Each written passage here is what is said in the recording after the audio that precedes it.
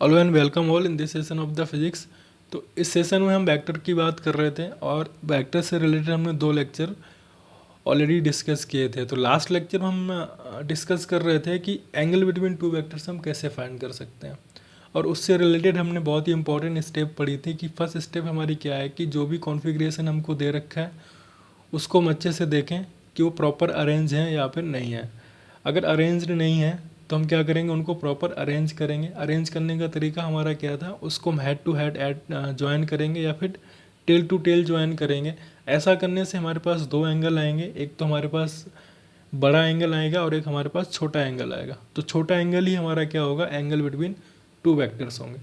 तो यहाँ पे हम कुछ और एक दो क्वेश्चन लेते हैं जिससे हमारी अंडरस्टैंडिंग और अच्छी होगी कि एंगल बिटवीन टू वेक्टर्स हम कैसे फाइंड कर सकते हैं। तो यहाँ पे हमने एक क्वेश्चन लिया है।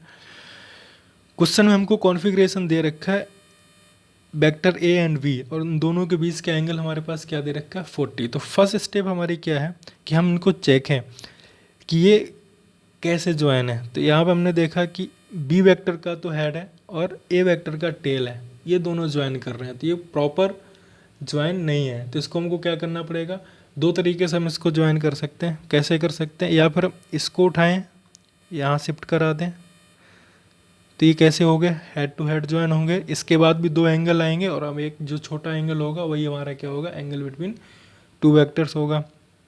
दूसरा फिर हम ये कर सकते हैं कि बी को हम यहाँ शिफ्ट करा दें। जब हमने बी को यहाँ शिफ्ट कराया तो हमने देखा ए एंड बी कैसे हो गए, टेल टू टेल ज्वाइन हो गए। अब इसके बाद ही हमारे पास क्या एंगल आएंगे, दो एंगल आएंगे, एक तो बड़ा एंगल आएगा और एक छोटा एंगल आएगा, और छोटा ही हमारा क्या होगा, ए एंड बी के बीच का एंगल होगा।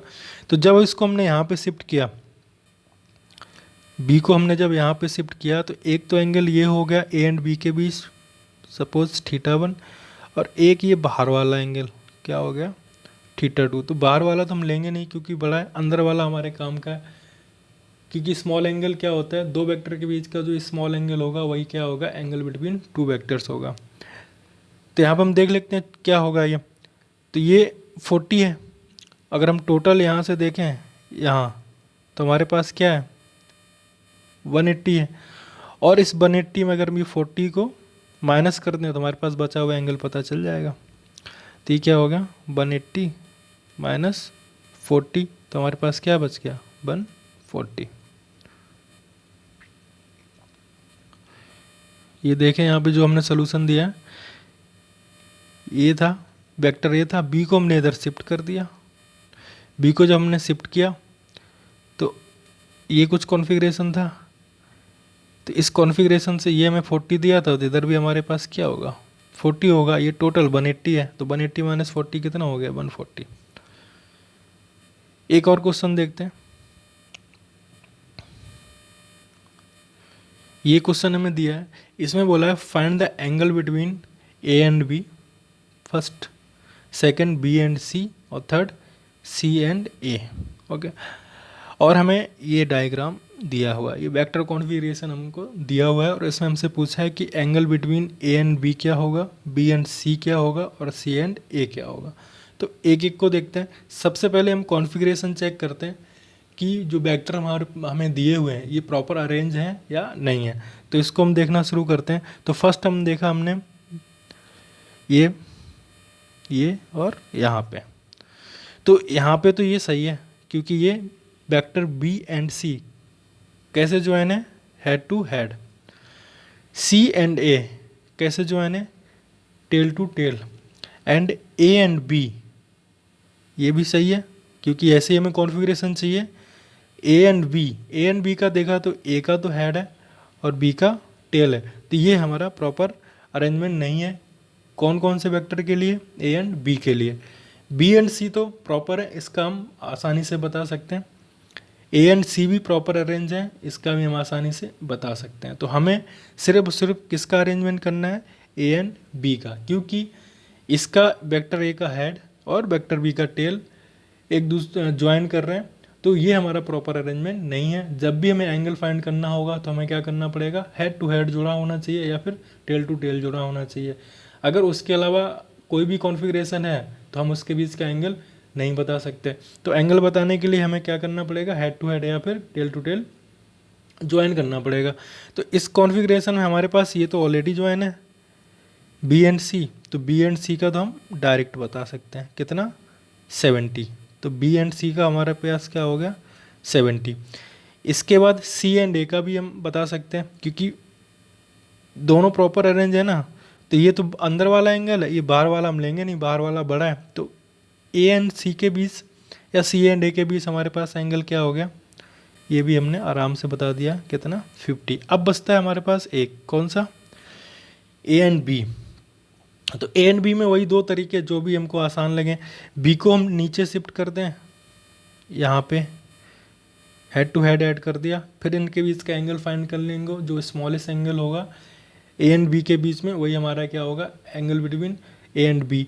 या फिर दूसरा तरीका है कि ए को हम इधर शिफ्ट कर दें, तब भी हमारा क्या हो गया ए का टेल और बी का टेल हमने ज्वाइन कर दिया। अब हम एंगल फॉर्म कर लें, एक तो एंगल ये हो गया और एक एंगल हमारे पास ये हो गया। तो एंगल हमारे कौन सा होगा, स्मॉलेस्ट एंगल होगा।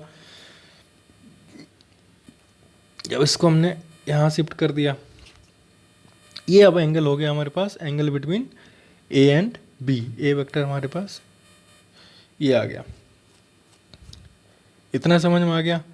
अब देखो ये टोटल हमारे पास कितना है 180, और हमें चाहिए कितना, ये हमारे पास कितना है 50 है, ये 70 है। या फिर हम इसको डायरेक्ट ट्रायंगल की प्रॉपर्टी से भी बता सकते हैं कि ये एंगल हमारे पास क्या एक्सटीरियर एंगल हो गया।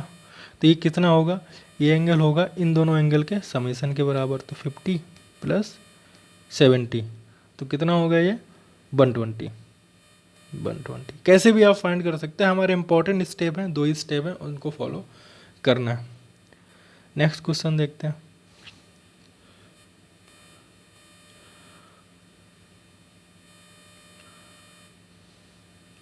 नेक्स्ट में भी सेम वही दिया हुआ है, हमें एक कॉन्फ़िगरेशन दिया होगा जिसमें हमको ए एंड बी फाइंड करना है, angle between A and B के बीच का बताना है, बी एंड सी के बीच का बताना है और सी एंड ए के बीच का बताना है।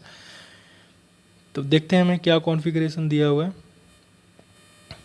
ये कोई कॉन्फ़िगरेशन दिया हुआ है हमको, और हमको बोला गया है कि वेक्टर ए एंड बी के बीच क्या एंगल होगा, बी एंड सी के बीच एंगल क्या होगा और सी एंड ए के बीच एंगल क्या होगा। तो वही सेम प्रोसीजर सबसे पहले हम चेक करेंगे कि ये जो मैं कॉन्फ़िगरेशन दे रखा है ये हमारा प्रॉपर अरेंज्ड है या नहीं है। तो सबसे पहले हम देखते हैं ए एंड बी। तो ए एंड बी को हमने चेक किया, ये तो हमारा कैसा है प्रॉपर अरेंज है, क्योंकि ये वेक्टर ए का टेल एंड वेक्टर बी का टेल दोनों आपस में ज्वाइन है, जो कि हमें चाहिए। यही कॉन्फ़िगरेशन हमको चाहिए जिससे हम एंगल बिटवीन टू वेक्टर्स बता सकते हैं। इसके बाद बी एंड सी को हमने देखा, तो बी का तो हेड है यहाँ पे बट सी का टेल है, तो ये प्रॉपर अरेंज नहीं है। और सी एंड ए को भी हम देखें तो ये यहाँ पे है और ये यहाँ पे है, तो ये भी नहीं। तो सिर्फ हम एक जो कॉन्फ़िगरेशन है हमारा किसका, वेक्टर ए एंड बी का, जो हम डायरेक्ट आंसर कर सकते हैं। तो इसका हम देख लेते हैं, वेक्टर ए एंड बी के बीच एंगल क्या होगा। ये तो हम θ1 ले लें और ये हमारा θ2। तो θ2 तो बड़ा होगा, इसको हम नहीं लेंगे। θ1 हमारा angle between A and B होगा, जो कि कितना में दे रखा है 120। ओके, अब हम क्या करें, बी एंड सी के बीच बताना है। तो इसको हम क्या करें, बी को हम शिफ्ट कर दें यहाँ पे। जैसे हमने बी को यहाँ पे शिफ्ट किया तो हमने क्या किया, वेक्टर बी का टेल वेक्टर सी के टेल से हमने यहाँ पे ज्वाइन कर दिया। अब ज्वाइन करने के बाद जो एंगल फॉर्म होगा, एक तो ये एंगल फॉर्म होगा और एक ये एंगल फॉर्म होगा। ओके, तो अब हमें देखना है एंगल बिटवीन ए एंड सी में बी एंड सी हमारा क्या होगा, ये वाला होगा, क्योंकि ये छोटा एंगल है। तो वही सेम, ये टोटल हमारे पास कितना है, अगर हम इसको देखें, ये हमारे पास 180 है और ये 150 दे रखा, तो ये हमारे पास कितना हो जाएगा 30। तो 2 आंसर हो गए हमारे। एक तो हमने बता दिया angle between A and B के बीच, जो कि 120 था। अब हमने बता दिया एंगल बिटवीन बी एंड सी के बीच कितना है 30। अब बात आती है एंगल बिटवीन सी एंड ए। इसके लिए हम क्या करें, इसके लिए इसको फाइंड करने के लिए क्या करना है, हमको इस वेक्टर को उठाएं और यहाँ पे हम शिफ्ट कर दें ऐसे। ये हमने शिफ्ट कर दिया किसको, वेक्टर सी को। हो गया, जो कि इस हॉरिजेंटल से कितना एंगल बना रहा है 150। इतना समझ में आ गया। हमने क्या किया, वेक्टर सी को शिफ्ट कर दिया कहाँ पे, वेक्टर ए के पास, जिससे अब क्या हुआ कि ए का टेल सी के टेल से हमने ज्वाइन कर दिया। ज्वाइन करने के बाद अब हमने देखना है कि एंगल बिटवीन ए एंड सी क्या होगा। तो एक तो एंगल हमारे पास बनेगा, इसको थोड़ा डायग्राम सही बना लें, नहीं तो कन्फ्यूज़न बहुत होगी। आप स्टेप बाय स्टेप बनाएं जिससे आप अच्छे से उसको समझ सकते हैं। हमको एक में बनाना है इसलिए ऐसा हो जा रहा है। इसको हम सी को शिफ्ट कर रहे हैं, इसको सी को हमने शिफ्ट किया, कहाँ पे शिफ्ट किया, ये यहाँ पे सी को हमने शिफ्ट किया, ये हमारे पास सी आ गया। अब हमें पता है ये हॉरिजेंटल है और ये हॉरिजेंटल से कितना बना रहा था 150, तो यहाँ भी क्या करेगा 150, क्योंकि ना ही इसकी हम पोजीशन चेंज कर रहे हैं और ना ही इसका मैग्नीट्यूड चेंज कर रहे हैं, हम बस इसको शिफ्ट कर रहे हैं। तो हमने पढ़ा था ना, शिफ्ट करने से कोई भी ना ही उसके मैग्नीट्यूड में कुछ चेंज आता है ना ही उसकी पोजीशन में चेंज आता है, सेम वेक्टर रहता है। इसलिए यहाँ पे ये पोजीशन इसकी क्या थी 150 थी हॉरिजेंटल से, तो यहाँ भी कितनी होगी 150 होगी। अब ये 150 है तो ये हमारे पास कितना हो गया 30, ठीक है। अब हमारे पास एंगल बिटवीन सी एंड ए क्या होगा, ये वाला होगा, ठीक है। अब हम क्या बता सकते हैं, ये हमारे पास 30 है और ये कितना है 120, ये हमारा कितना है 120। तो हमें चाहिए क्या इतना, तो 120 माइनस 30 कर सकते हैं, 120 माइनस 30, तो ये कितना हो गया हमारे पास 90। इसको एक बार और अच्छे से समझ लेते हैं। सी वेक्टर को हमने यहाँ पे शिफ्ट कर दिया, ये हमारे पास सी वेक्टर आ गया, जिसका हमें दिया हुआ था कि हॉरिजेंटल से ये 150 पे है और ये टोटल हमारे पास कितना होता है 180, तो ये हमारे पास कितना हो गया 30 और ये एंगल बिटवीन ए एंड सी के बीच का है, तो बी हॉरिजेंटल के साथ कितना था 120, हमें चाहिए इतना, तो 120 में से -30 कर दें, -30 कर देंगे तो हमारे पास क्या बचेगा 90 बचेगा। तो ऐसे हम कोई भी कॉन्फ़िगरेशन हो उसका हम एंगल बिटवीन टू वेक्टर्स आसानी से बता सकते हैं। ये देख लें सॉल्यूशन हमने दिया है, तो ये हमारे पास आ गया 90 एंगल बिटवीन ए एंड सी। अब एक और क्वेश्चन हमको दिया हुआ है, ये कोई हमको स्क्वायर दे दिया, ये हमको कुछ स्क्वायर दिया हुआ है और इसमें कोई वेक्टर बी हमको ये दिया हुआ है, ए हमको ये दिया हुआ है। तो इसका हम सोल्यूशन कैसे करेंगे, सिंपल सा है, कुछ नहीं करना हमको, या फिर तो हम ए को शिफ्ट करा दें या फिर हम बी को शिफ्ट करा दें। फाइनली हमको क्या करना है, हेड टू हेड या फिर टेल टू टेल दोनों वेक्टर को ज्वाइन करना है। तो हमने क्या किया, बी को यहाँ पे शिफ्ट करा दिया, वेक्टर बी। जब इसको हमने बी को यहाँ पे शिफ्ट कराया, ये देखो ये कितना होगा 30 होगा और ये 45 है, तो ये भी हमारा क्या होगा 45 होगा। तो ये दोनों के बीच का एंगल क्या होगा, angle between A and B. तो ये कितना होगा, ये होगा हमारा 30 प्लस 45 जो कि हो जाएगा 75। बहुत इजी है, हम बस प्रोसीजर तो फॉलो करते जाएं और आंसर हमारे आते जाएंगे। नेक्स्ट क्वेश्चन देखते हैं। हाँ, ये थोड़ा इंपॉर्टेंट क्वेश्चन है, इसको बहुत आराम से समझें। हमें दिया है angle between vector A and B is 60 and angle between B and C is 50, then angle between A and C हमें बताना है। सबसे पहले हमें क्या दिया हुआ है कि वेक्टर ए एंड बी कितना है, इन दोनों के बीच का एंगल कितना है 60 है, फर्स्ट हमको कंडीशन दी हुई है। सेकंड कंडीशन हमको दी हुई है कि एंगल बिटवीन बी एंड सी हमारे पास कितना है 50 है। देन हमको बताना है कि एंगल बिटवीन ए एंड सी कितना होगा। तो जैसे हमने प्रीवियस क्वेश्चन को सॉल्व किया था, सेम यहाँ पे भी करेंगे। जो जो कंडीशन हमको दे रखी है उसको हम ड्रॉ करते जाएंगे। फर्स्ट कंडीशन हमको दे रखी है कि वेक्टर ए जो हमने यहाँ पे ड्रॉ किया एंड वेक्टर सी, इन दोनों के बीच का एंगल हमको कितना दे रखा है 60। तो हमने फर्स्ट कंडीशन ड्रॉ कर ली।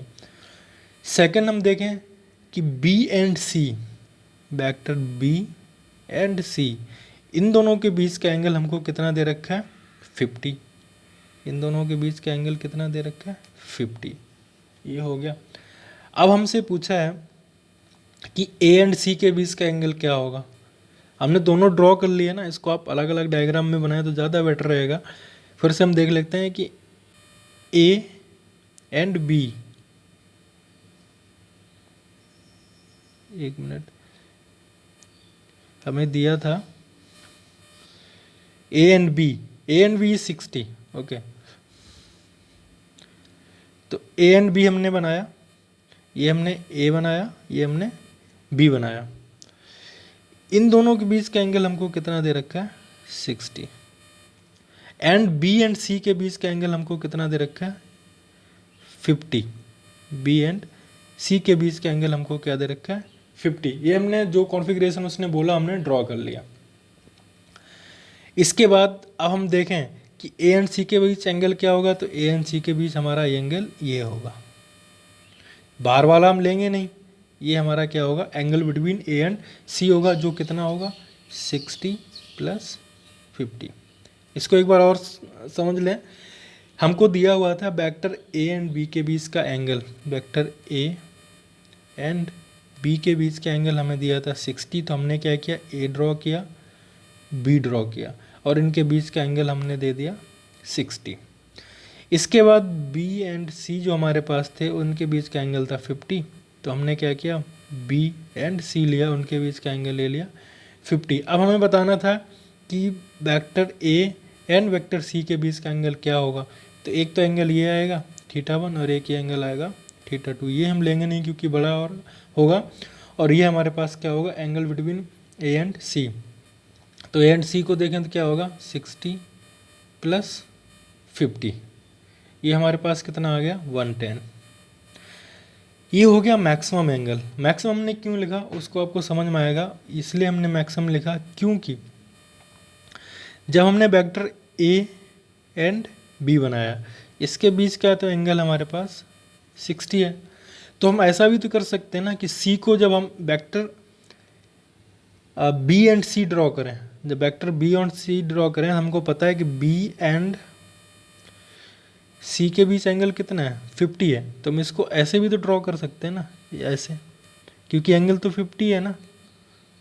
तब एंगल बिटवीन ए एंड सी क्या होगा, तो ये हो गया हमारा छोटा एंगल और ये होगा बड़ा एंगल। तो बड़ा तो हम लेंगे नहीं, छोटा हमारे पास क्या आएगा 10। तो हम ऐसे कह सकते हैं कि वेक्टर सी, अगर ये कॉन्फ़िगरेशन दिया हुआ है तो वेक्टर सी का मिनिमम एंगल कितना होगा 10 और मैक्सिमम एंगल कितना होगा 110। मतलब कि 10 से लेके 110 जितने भी एंगल आएंगे वो एंगल किसके बीच होंगे, ए सी के बीच, सॉरी ए एंड सी के बीच होंगे। तो ऐसे हम एंगल बिटवीन टू वेक्टर्स बता सकते हैं। थोड़ा इंपॉर्टेंट क्वेश्चन था, इसको अच्छे से समझें। अब हम देखते हैं कि मल्टीप्लिकेशन ऑफ टू वेक्टर क्या होता है। मतलब कि जब हम किसी वेक्टर को एक स्केलर क्वांटिटी से मल्टीप्लाई करेंगे तो उसमें क्या क्या चेंजेस आएंगे।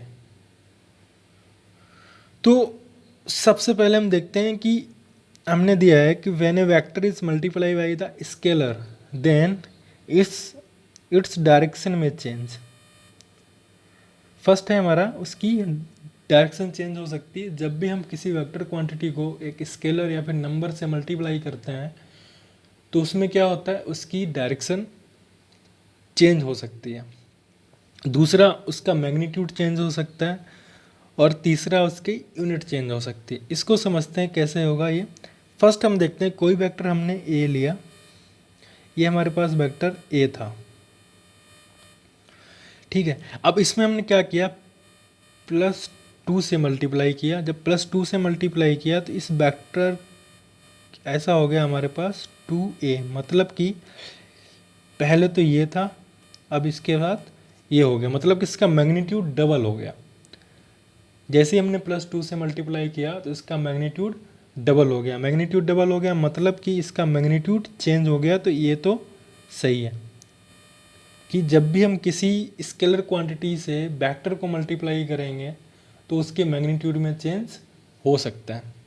दूसरा, सपोज़ यहाँ पे जो वेक्टर ए था इसमें हम +2 से ना मल्टीप्लाई करके अगर हम -2 से मल्टीप्लाई करें तो क्या होगा, -2 से मल्टीप्लाई करेंगे तो कुछ वेक्टर ऐसा बन जाएगा, वेक्टर 2a। माइनस से क्या होगा, इसकी डायरेक्शन चेंज हो जाएगी, मैग्नीट्यूड भी इंक्रीज होगा और इसकी डायरेक्शन चेंज हो जाएगी। तो हम ये कह सकते हैं कि जब हम वेक्टर को किसी स्केलर क्वांटिटी से मल्टीप्लाई करते हैं तो उसकी डायरेक्शन भी चेंज हो सकती है, जो कि यहाँ पे हमने देखा।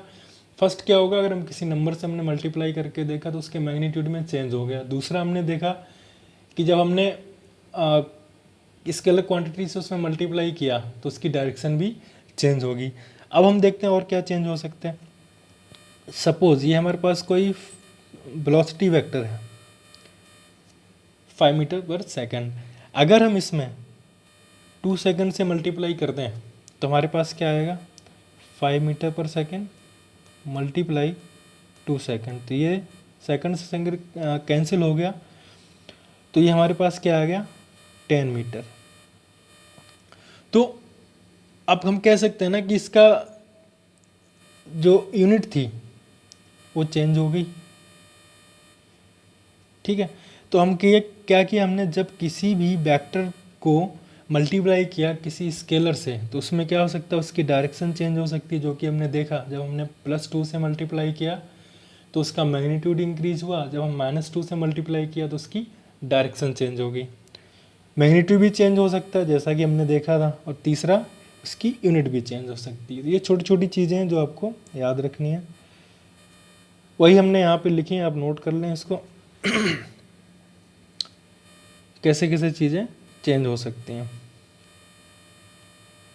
अब देखते हैं कि जो हमारे पास सिस्टम है नॉर्थ साउथ वेस्ट ईस्ट, इसमें हम वेक्टर को कैसे रिप्रेजेंट कर सकते हैं। इस सिस्टम हम देखेंगे कि वेक्टर को हम कैसे रिप्रेजेंट करेंगे। अगर इस सिस्टम में हमें वेक्टर दिया हुआ है तो उसको हम कैसे रीड करेंगे, तो इसको देखते हैं। ये हमने एग्जांपल लिया है, इस सिस्टम में हमको दिया हुआ है कि वेक्टर ए 30 एंगल पे दिया हुआ है, किसके साथ, ईस्ट के साथ। इसको हमको बताना है कि इसको हम कैसे स्टडी करेंगे। तो स्टडी करने का तरीका ये है, हम कैसे लिखेंगे इसको कि vector A of magnitude 5 metre.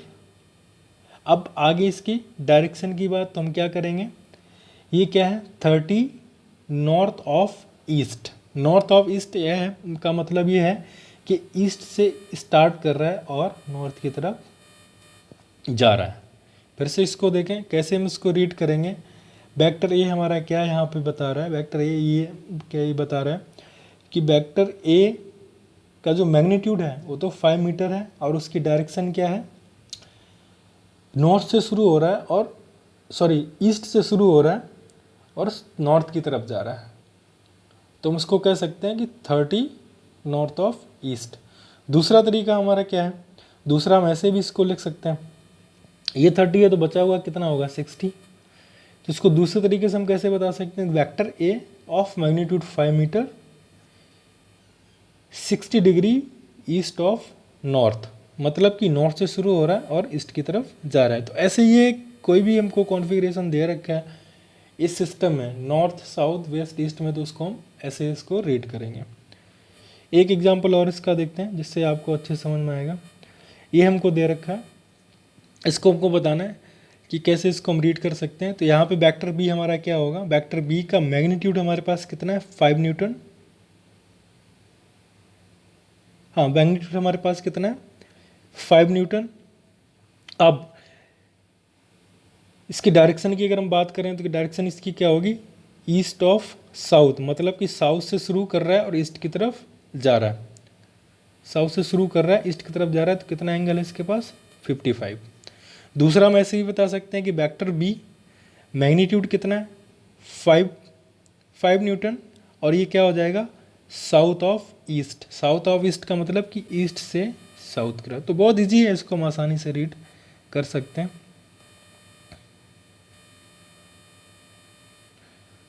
इसमें भी वही है, ये हमको दे रखा है वेक्टर ए दे रखा है कितना 50 मीटर पर सेकेंड। इसको हमको रीड करना है, हम कैसे रीड करेंगे कि vector A of magnitude 50 metre per second, और इसकी हम डायरेक्शन की बात करेंगे तो दो तरीके से बता सकते हैं। एक तो ये एंगल हो गया, एक ये होगा। तो हमको इससे अगर हमको बताना होगा तो हम क्या बताएंगे कि 37 डिग्री है कहाँ से, साउथ ऑफ वेस्ट, मतलब कि वेस्ट से साउथ की तरफ आते हुआ। तो ऐसे इसको हम रीड करेंगे। तो इस लेक्चर को मैं ही ख़त्म करते हैं। नेक्स्ट लेक्चर में कुछ और इम्पोर्टेंट है वेक्टर से रिलेटेड जो हम नेक्स्ट लेक्चर में पढ़ेंगे। तब तक के लिए थैंक यू, नेक्स्ट लेक्चर में मिलते हैं।